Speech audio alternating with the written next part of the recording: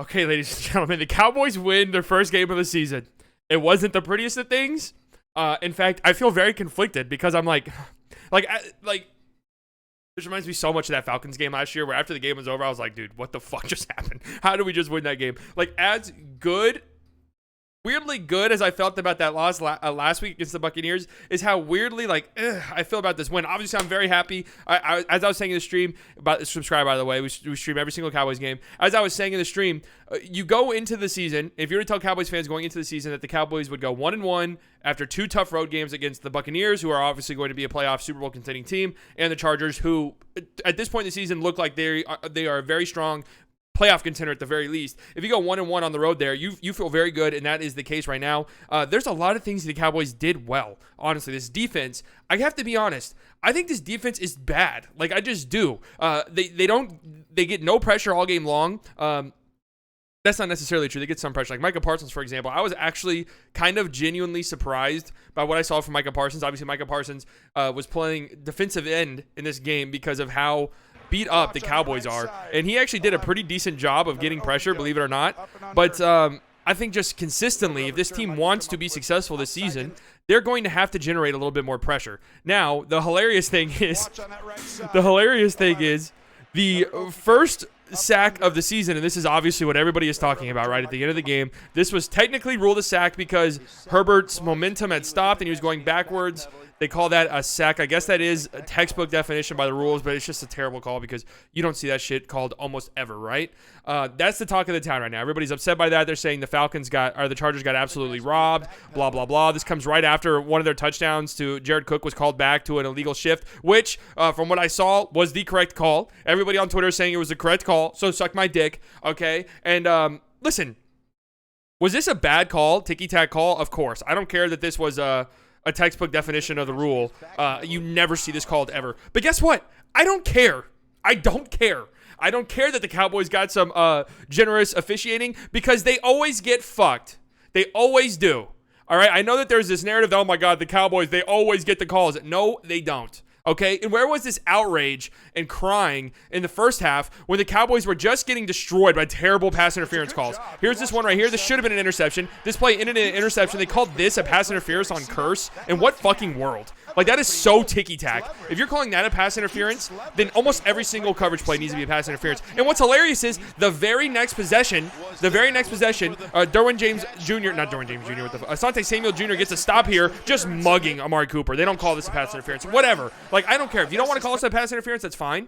That's fine. But it has to go both ways, too. So I don't want to hear the crying. I really don't. I really do not, okay? The Chargers lost this game because they just turned the ball over. I mean, they didn't punt a single time. That's not true. The one time they did punt, it ended up being a roughing the kicker, which ended up in a first down. Just a terrible play by the Cowboys. Fortunately, this didn't come back to bite them because this drive ended in a missed field goal.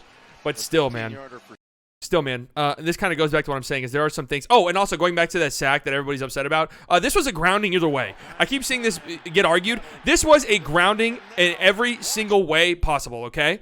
First and foremost, the ball does not make it past the line of scrimmage. It doesn't matter that Herbert's out of the tackle box. You have to make it out. The ball has to cross the line of scrimmage. It never does. There's not a guy within 5 yards.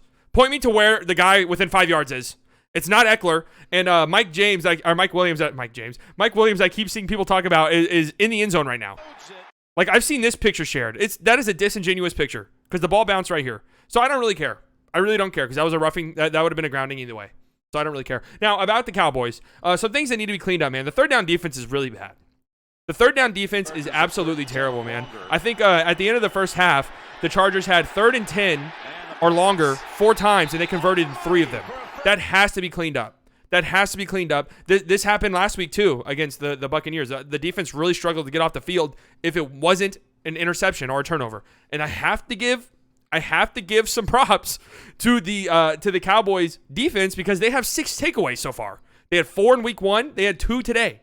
And I'm going to be honest with you, like, while I'm very happy about that, and it really looks like Trevon Diggs is going to be a playmaker type player in the secondary. It's something that the Cowboys haven't had, at least from the quarterback position, in a very, very, very long time. So I am excited by that. Diggs, I thought, played incredible week 1. Week 2, this week, I have to rewatch it, but it seemed like he got burnt a little bit in coverage. But, I mean, it's Keenan Allen. Keenan Allen is Keenan Allen. You know, this was a remarkable play right here, getting this interception. So I am very happy about that. And we also had another interception in the end zone as well, which was a big-time play. Big-time play in the end zone. I mean, this was a huge momentum shifter because it looked like the Chargers going to go down and score a touchdown, and that's Kaiser. I think it says Curse, but it's a Kaiser with that interception, right? Am I wrong? Am I wrong? I still need to figure out certain numbers because the number changes and everything have me completely fucked up. But again, this defense, I have to be honest, I just don't think that this is that sustainable. Like you're not going to average 3 turnovers a game. Like that just isn't going to happen, right? Unless you just have one of the most miraculous seasons of all time. But I really don't think that's going to happen. So you're going to have to start getting off the field. You know what I mean? You're going to have to start getting off the field.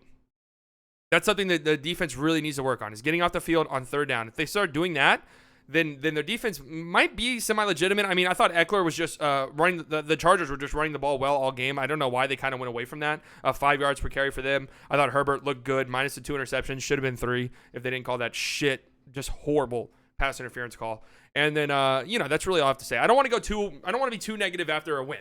Right? After when I don't want to be too negative. Again, I've been saying this, like, I'm sitting here saying, yeah, I don't really trust this defense right now, and I don't. I mean, holding the Chargers to what? Holding the Chargers to 17 points, considering how well they played. They didn't punt a single time. They didn't have a single punt that counted. They had a total of 408 yards. They won the time of possession. Like, holding them to 17 points is pretty insane, and that's the most Chargers thing of all time. If you're wondering how did the Chargers lose this game, it's the most Chargers shit of all time. This is what they are prone to. This is what they do. They lose games that just don't seem possible to lose. And for the Cowboys, again, you want to be happy after a win, and I am happy after a win. But again, we have to look at this and say, okay, you're playing up against a team. You 400 total yards on offense, great. You win the turnover battle, great. The team that you're playing has almost 100 penalty yards. These are games that you should win semi-comfortably.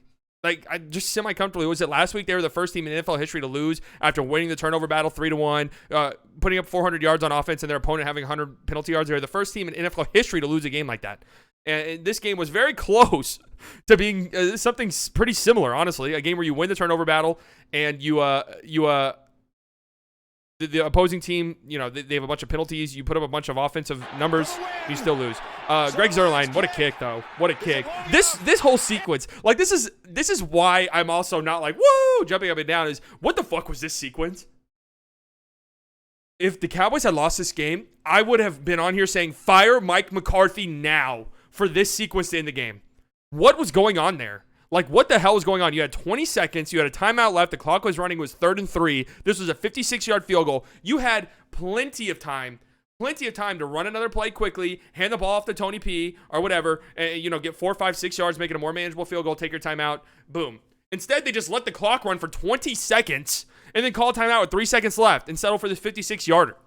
Like, that was honestly a fireable offense. I'm honestly not kidding. If Greg Zuerlein had missed that field goal and the game had gone into overtime and the Cowboys lose, that is a fireable offense. A fireable offense. That shit cannot happen. I do want to talk about my man Tony Pollard, because this dude, I have been singing this guy's praises really ever since we drafted him. Last year I came on this channel and said, you can probably go back in the archives and find it. I said Tony Pollard is better than Ezekiel Elliott. I said this last year. I was not being reactionary. I legitimately meant it. And I got shit on left and right by Cowboys fans for saying that. He is better than Ezekiel Elliott. I don't know what the fuck you were watching. He is. He's more explosive. He makes more. He's more elusive. That is what you want in a running back. The days of having a guy like Zeke, who at this stage, Zeke in his rookie year, he was able to do those things. He was able to make guys miss. He was explosive, big plays, all of that. That is not Zeke anymore. Zeke just does not give you that anymore. So, like, wanting a guy like Zeke who's going to get 3 yards, 2 yards, 1 yard, 1 yard, 2 yard, 3 yards. 13-yarder. That's just from the 1980s, man. Like, that shit is from the 1980s. I would rather have a guy like Tony Pollard, who I know can catch balls out of the backfield, and at the same time, is liable for a big-time 30-yard chunk play. So I loved what I saw from Tony P today, man. I've been singing this dude's praises forever. I think he's legitimately a big-time player. And I'm really happy that Kellen Moore, I thought Kellen Moore honestly called a pretty good game today. I'll talk about where I'm a little iffy on Kellen Moore, or at least his offense, here in a second. But I really love how they got Tony Pollard involved. I really do. And you can kind of see, this is a nice play right here. I mean, the play gets blown up. Bosa's right there, and he's able to turn nothing into a first down, an 8-yard gain. Like, that's what he does. And Zeke, like, you don't want to go too hard on Zeke. I talked about this before. Like, Zeke is in Zeke is in Chris Porzingis mode for me now, where I know what I'm getting from Zeke. Like, I know what I'm getting from Zeke. I don't expect much, so I don't get disappointed. But when Zeke's in the game and he gets the ball, it's like you almost know he's getting the ball. The defense knows he's getting the ball, and you know it's just going to be like an up the middle, let's try to get 3-4 yards right here to set up second and manageable. And it just does not work like it used to. So I'm pretty much done. I don't want to see that shit anymore. I'm just going to be 100% honest with you. I just really don't. I want to see more of Pollard going forward. I really do. And he was very much involved. What do you have? He had almost 150 total yards. I mean, that's fantastic. That is fantastic. And again, bravo to Kellen Moore for recognizing you have this absolute weapon on your team. You might as well utilize him. And the one thing I will say about the offense, obviously our offense is going to be what wins us games. 20 points, that's not a lot, right? Everybody expected this to be a big-time shootout, easily hit the over. It did not. And it is weird because 419 yards for the Cowboys, 408 yards for the Chargers. For the Chargers, it was turnovers. For the Cowboys, it was red zone efficiency. And this was an issue last week. They have a hard time in the red zone scoring touchdowns. They just have a hard time converting on touchdowns in the red zone. And that's something that they really need to improve. That red zone offense moving forward, because it gets ugly. It gets ugly because it's almost like they get brainwashed and thinking we have Zeke. Oh my God, it's 1st and 10 at the 11. We have to give the ball to Zeke twice. It's just almost like they're brainwashed into thinking this. I don't know what the fuck it is, but I hope they fix that moving forward. They need to. They absolutely need to fix that moving forward. But I'm happy, man. The more time is going on, the more I'm feeling happy about this win. It's hard to win in the NFL. We know that. We know that it's hard to win in the NFL. You go on the road. Granted, this sounded like it was 60% Cowboys fans, but you go on the road. You beat a playoff hopeful, a very good Chargers team. You beat them. It wasn't pretty, but you beat them. Your defense had 2 takeaways. They stepped up when it mattered, even though I really didn't think they played that great. And you got a big-time win there at the end. Your offense did just enough for you. It wasn't the greatest of days for Dak Prescott, but he made play after play when it mattered. And Tony Pollard, your third-year just explosive playmaker, was huge for you today. CD too. CD, it didn't really feel like he was involved, but 8 catches, 81 yards. It was, CD Lamb doing CD Lamb things. Oh my God, at the end of the half, I thought the Cowboys were going to get that. That would have been insane if the Cowboys got that. And Amari wasn't really that involved too. Only 3 catches. He had that big catch at the end. It looked like he got the wind knocked out of him. I don't know what happened there. Again, I'll have to go back and rewatch. Were they game planning him out? The Chargers? I'm not entirely sure. But again, the Cowboys did just enough to win. You look at the peripherals, you look at the stats in this game, and you will end up saying to yourself, and when you go back and rewatch this game, you will say to yourself, damn, the Cowboys should have won this game by more. This should have been damn near a comfortable win. But again, you'll take any win regardless of the way that it looks, especially against a good team like the Chargers. You have to think we could be 2-0. The Cowboys could very easily be 2-0 because that was a very winnable game against the Bucs. But we're going home. I think our next game is the Eagles, right? That's a little bit spooky because the Eagles' defense has looked very legitimate. But we are playing the Eagles on Monday Night Football next week. Looking forward to that. The Eagles games, oh God, we always know how those go. First home game for us. We have, I'm gonna be honest with you, man. Eagles, Panthers, Giants. The Panthers do look pretty good, but those look like 3 winnable games. If we can go 4-1.